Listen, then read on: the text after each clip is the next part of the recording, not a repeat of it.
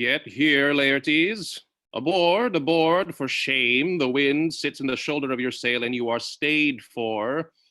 There, my blessing with thee, and these few precepts in thy memory, see thou character, give thy thoughts no tongue, nor any unproportioned thought his act. Be thou familiar, but by no means vulgar. Those friends thou hast and their adoption tried, grapple them to thy soul with hoops of steel, but do not dull thy palm with entertainment of each new-hatched, unfledged comrade. Beware of entrance to a quarrel.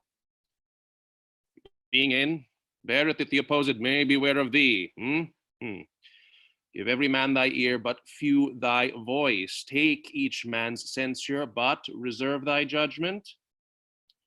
Costly thy habit as thy purse can buy, but not expressed in fancy. Rich, not gaudy. For the apparel oft proclaims the man, and they in France of the best rank and station are of most select and generous chief in that. Neither a borrower nor a lender be, for loan oft loses both itself and friend, and borrowing dulls the edge of husbandry. And this above all, to thine own self, be true. And it must follow as the night the day, thou canst not then be false to any man. Farewell, my blessing season this in thee. Most humbly do I take my leave, my lord. When the time invites you, go. Your servant tends. Farewell, Ophelia, and remember well what I have said to you. 'Tis in my memory locked, and you yourself shall keep the key of it. Farewell. Exit. What is it, Ophelia, he hath said to you? So please you, something touching the Lord Hamlet. Marry, well bethought.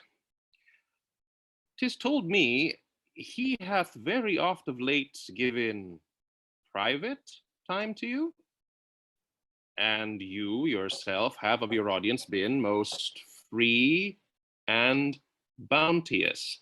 If it be so, as 'tis put on me, and that in way of caution, I must tell you, you do not understand yourself so clearly as it behoves my daughter and your honor. What is between you? Give me up the truth. He hath, my lord, of late made many tenders of his affection to me. Affection?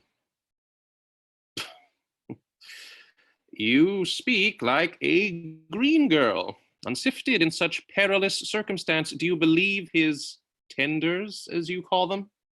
I do not know, my lord, what I should think. Oh, Mary, I'll teach you. Think yourself a baby, that you obtain these tenders for true pay, which are not sterling. Tender yourself more dearly, or, not to crack the wind of the poor phrase running it thus, you'll tender me a fool. My lord, he hath importuned me with love in honorable fashion.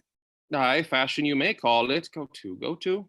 And hath given countenance to his speech, my lord, with almost all the holy vows of heaven. Aye, springes to catch woodcocks. I do know when the blood burns how prodigal the soul lends the tongue vows.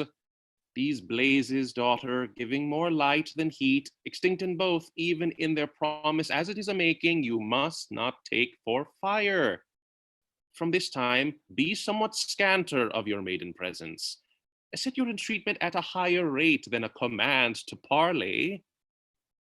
For Lord Hamlet, believe so much in him that he is young, and with a larger tether may he walk than may be given you.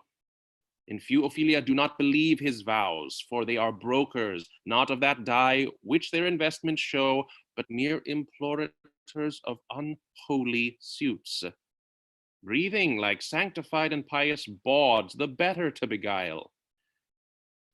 This is for all.